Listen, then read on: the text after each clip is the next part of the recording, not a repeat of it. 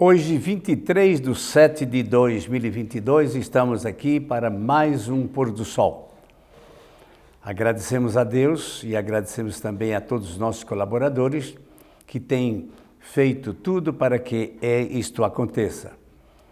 Eu desejo para todos vocês um feliz sábado e agora vamos começar orando para então fazer comentários sobre mais um capítulo da Epístola de Pedro. Hoje vai ser o capítulo 4 de 1 Pedro. Vamos orar. Eterno Pai, muito obrigado, estamos pelos Teus cuidados. Nós nos entregamos inteiramente em Tuas mãos. Nós sempre estamos fazendo isso, Senhor, porque acreditamos que o Espírito Santo, tomando conta de nós, a vida será mais fácil. Pai Santo e Eterno, esteja com as nossas famílias, esteja com a Tua igreja, com o Teu povo, com todos aqueles que pertencem a essa escola, a Escola do Pensar, alunos, pais, familiares, funcionários e os nossos amigos e todos aqueles que nos servem. Que a Tua paz e o Teu poder repousem sobre nós, em nome de Jesus. Amém. Como já falamos, hoje, 23 de 7 de 2022, e temos aqui como tema, morrer para o pecado e ter uma vida pura. Será que é possível morrermos para o pecado e termos uma vida pura? Vamos ver o que o apóstolo fala a esse respeito. Ele começa dizendo assim: ora, tendo Jesus sofrido na carne, armai-vos vós também do mesmo pensamento, pois aquele que sofreu na carne deixou o pecado. Através de Jesus nos deu o exemplo que é possível deixar o pecado, viver em graça. Viver em graça temos que estar nas mãos de Jesus. Eu fico sempre meditando a respeito no apóstolo João, quando ele diz assim, que o nosso Deus é o lavrador, Jesus é a videira, nós somos os ramos. Aqueles ramos que permanecerem agregados, pegados no tronco da videira, esses produzirão frutos. Nós, filhos de Deus, filhos de Jesus, apegados a Jesus através do Espírito Santo, produziremos frutos de arrependimento, frutos de bondade, segundo aquilo que a vontade de Deus quer. E o pecado? O pecado nos assalta, mas é preciso que nós tenhamos sempre fazer o esforço de estar ligados à videira. Não é o esforço para salvar, não é o esforço para fazer coisas boas, é o esforço para estarmos ligados a Cristo. Isso aqui é importante. Continuando, diz assim: para que no tempo que vos resta na carne, isto é, daqui para frente, até hoje, nós não conhecíamos muitas coisas, e hoje é o dia da nossa salvação, hoje é o dia do nosso conhecimento, hoje é o dia que vem a nossa consciência, uma nova vida. Ele diz ainda: já vivais de acordo com as paixões dos homens, mas segundo a vontade de Deus. Porque basta o tempo decorrido que tendes executado a vontade dos gentios. Quem são os gentios? Aqueles que estão longe de Deus, são das gentes, vivem a vida segundo a carne, mas nós precisamos deixar essa condição de gentil e viver a condição de filhos de Deus. Não importa quem você é, não importa qual religião você tenha, viva segundo a vontade de Cristo, através da oração e da leitura e da aceitação das Escrituras Sagradas. Tendo andado em dissoluções, concupiscências, borracheiras, orgias, bebedices e em detestáveis idolatrias. Olha que palavras que temos que examinar. Idolatrias. Não servir a ídolos. Lutero disse que ídolo é aquilo com quem você gasta mais tempo. Com quem você está gastando mais tempo? Devemos gastar tempo com as coisas divinas, porque o tempo se aproxima e você nem eu fomos feitos para esta vida. Aqui é um preparo para a vida futura, quando em breve nós estaremos louvando e bendizendo e adorando ao nosso Criador. Aqui fala ainda de concupiscências, dissoluções, borracheiras. O que é borracheiras? Eu fui atrás disso, é bebedices, é estar embriagado, mas não é só com bebida alcoólica não, embriagado com tudo, com dinheiro, com o gastar, com comprar coisas a cada dia. Isso são coisas que nos deixam moles, fascinados, apaixonados. Ele fala ainda de orgias, coisas detestáveis. Por isso, difamando-vos, estranhos, que não concorrais com eles, mesmo com excesso de devassidão, os quais não prestam contas àqueles que é competente para julgar vivos e mortos. Nós precisamos prestar contas a Deus, que Ele é quem nos dá toda a sabedoria e a vida, e tudo que nós temos depende de Deus. Então é a Ele que nós devemos prestar contas. E como é que eu presto conta a Deus?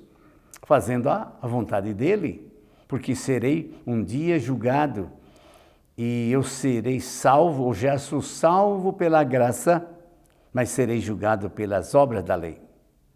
Isso já falei para vocês que é difícil de entender, mas é possível gastar tempo com esse pensamento.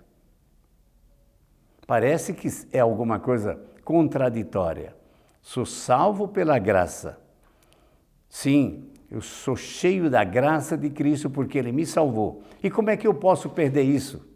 Como é que eu posso manter isso em mim? O pecado destitui de mim a graça de Deus, a obediência a esse Deus, o amor a esse Deus. Então, me faz permanecer na graça. Porque nós perdemos a graça quando nós pecamos. E o pecado é a transgressão da lei. Para mim isso é muito claro.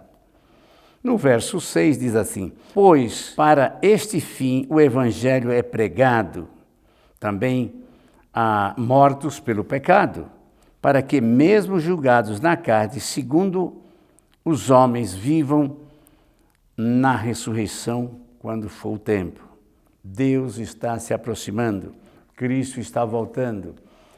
Virá o dia em que nós precisamos estar diante do grande juiz para sermos aprovados ou não.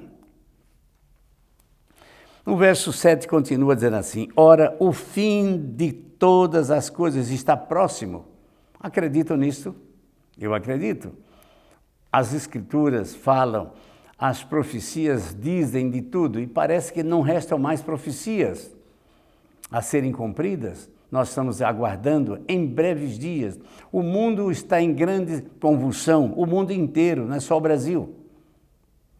Nós temos que administrar tudo que vier. Se for por mais um tempo que teremos paz, tenhamos. E se for agora que nós vamos perder a paz, que Cristo volte logo para que possamos ser aprovados pela graça dEle, segundo aquilo que nós desejamos e construímos. E diz assim: sede, portanto, criteriosos e sóbrios a bem de vossas orações. O que é sóbrio? Equilibrado. Nós precisamos ser equilibrados naquilo que fazemos, dizemos, na nossa fé, no nosso estudo. Nossa vida é dividida em 3 partes normalmente: trabalho, família e vida devocional. Nós devemos estar no trabalho 100%. Nós devemos estar na família 100%. Nós devemos estar em nossos momentos espirituais 100%. Não misturar. Só que lembrando que no trabalho você tem que ser cristão. Em casa você precisa ser cristão. E na vida espiritual também temos que ser respeitadores, tanto ao trabalho quanto à família. É um equilíbrio. Ser sóbrio é ser equilibrado. É difícil? Sim. É possível? Também. Acima de tudo, porém, tende amor intenso uns para com os outros, porque o amor cobre multidão de pecados. Este verso é muito discutido. O amor perdoa pecados? Evita pecados? Substitui pecados? Sim. Lógico, se você ama, você não peca. Se você não ama, você peca. Então, quando você ama, você está evitando de cometer erros contra Deus e contra o próximo. Deus e o próximo parece que muitas vezes se confundem. Se me amais, guardareis os meus mandamentos. E os mandamentos dizem que devemos amar ao próximo. 6 mandamentos falam a respeito do próximo. 4 falam a respeito de Deus. No verso 9 diz, sede mutuamente hospitaleiros sem murmuração. Eu pensei muito nisso. Temos muitas vezes que a gente hospeda murmurando, serve murmurando. Parece que não é o caminho. Faça com amor, dedique-se. Se você não pode dar 2, dá 1, mas dá com amor. Não deveis nada a ninguém a não ser o amor. Servi aos outros, cada um conforme o dom que você recebeu, como bons dispenseiros da multiforme graça de Deus. Todos nós recebemos dons de Deus. Para quê? Para distribuir, para servir. O servir é uma coisa divina. Nós nascemos para servir. A nossa vida é de utilidade. Toda profissão, todo trabalho, todos os afazeres têm que ser para servir. O médico serve, o engenheiro serve, o vendedor serve, o professor serve, o pai serve, o aluno serve. Nós nascemos para servir. E Cristo nos deu o exemplo, servir. Ele trabalha ainda hoje em favor dos seres humanos. Se alguém fale de acordo com os oráculos de Deus. Se alguém serve, faça-o com força que Deus supre, para que todas as coisas seja Deus glorificado por meio de Jesus Cristo, a quem pertence a glória e o domínio pelos séculos dos séculos. E no verso 12 diz ainda, amados, não extraeis o fogo ardente que surge no meio de vós. Vocês já prestaram atenção que nós vivemos dentro do fogo? Tantas coisas que nos acontecem, coisas boas, coisas ruins, nós perdemos muitas vezes a paciência indevidamente. Vamos nos conformar com as coisas deste mundo para servirmos a Deus e aqueles que estão ao nosso redor. Você já foi mal entendido por alguém? Eu já. Quantas vezes eu quis fazer um bem e parece que não fiz. E eu tive muitas vezes que corrigir as coisas. Vocês sabem que uma vez uma mocinha disse assim, professor Gui, o ano passado você me deu uma bolsa, fez mal. Eu não vou estudar esse ano porque o ano passado o senhor me deu uma bolsa. Fiquei sem entender. Meu pai, não tendo que pagar a mensalidade, fez um compromisso de 18 meses. E agora eu não posso vir aqui. O senhor fez mal ter me dado uma bolsa. Aquilo me fez pensar muito. Dar algo a quem não precisa pode estar fazendo mal. Ela não precisava. Foi um sorteio. Não sorteio mais bolsas. Eu acho que devemos fazer o seguinte, a examinar quem tem 3 filhos, puxa vida, por que não ganha bolsa? Mas se você pode pagar, por que ganhar? Mas não é só bolsa não. Estou falando em bolsa que é o assunto de escola. Tudo. Que adianta você dar uma cesta básica para a esposa do governador, para a esposa do presidente. Vai fazer alguma coisa de bom? Não. Cuidado em não dar aquilo que a pessoa não precisa. Outra coisa, dar aquilo que não vai servir para nada. Eu sei que doação é gratidão, é homenagem, mas devemos ter assim o cuidado de não fazer aquilo que o nosso irmão não precisa, não quer. Continuando. Pelo contrário, alegrai-vos na medida em que sois coparticipantes dos sofrimentos de Cristo, para que também na revelação de sua glória vos alegreis e exulteis.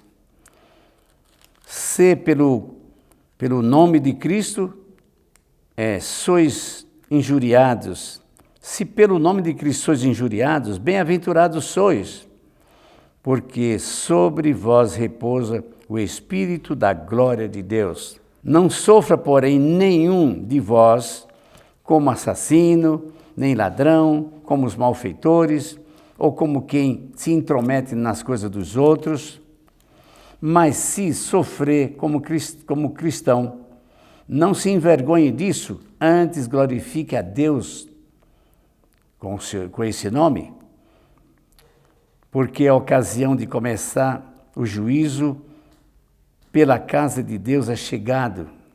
Ora, se primeiro vem o julgamento para os que fizeram a vontade de Deus, dos que obedecem, fique contente, porque aqueles que ficarão por último passarão grandes, maiores problemas. Então vamos nos alegrar se estamos sofrendo hoje pela causa de Cristo, para não sofrermos mais tarde sem a causa de Cristo. Isso vai acontecer quando as coisas começarem a apertar mais e Cristo estiver voltando. Primeiro, aqueles tementes a Deus sofrerão. Tem paciência, sofra com paciência e com amor, porque aqueles que sofrerão porque não tomaram a cruz de Cristo, esse é o sofrimento envergonhador, que é o da perdição. Isso me comove bastante. Sofrer antes. Hoje eu estava falando com uma senhora que ela foi acometida de uma doença. E ela disse, por que eu? Por que eu? Sim, graças a Deus ela está curada. Mas aprendeu muito. Sabe o que aconteceu com aquela senhora? Ela se achegou mais perto de Cristo depois do sofrimento. Bendito o sofrimento é aquele que nos conduz a Deus. Diz mais ainda, por isso também os que sofrem segundo a vontade de Deus encomendam a sua vida ao fiel Criador na prática do bem. Esse é o último verso aqui do capítulo 4 e ele fecha com chave de ouro. Fazer o bem é muito bom, sempre o bem. Eu convido vocês para fazermos o bem, ensinarmos o correto, mesmo que tenhamos que contrariar a vida de algumas pessoas. Educar é mudar para melhor. Educar não é permanecer como estamos. Educar muitas vezes é deixar o caminho errado e continuar agora vivendo aquilo que até ontem eu não sabia, mas hoje eu sei. A minha responsabilidade é maior e eu tenho prazer em deixar as coisas do mundo para seguir as coisas de Deus, servindo, mesmo que eu tenha que ser muitas vezes incompreendido, não há problema. Ensinar, ensinar e ensinar. Que Deus nos abençoe ricamente. E eu sou sempre grato a vocês, meus amigos, que colaboram conosco, inclusive aos aqueles que trabalham aqui neste ambiente, eu fico muito agradecido. Vamos orar. Deus misericordioso, mais uma vez, nós queremos nos entregar em Tuas mãos permanentemente. Que a graça do Senhor esteja sempre conosco, nos conduzindo para a vida eterna, que é o nosso destino. Em nome de Jesus. Amém. Feliz sábado para todos vocês e até a próxima.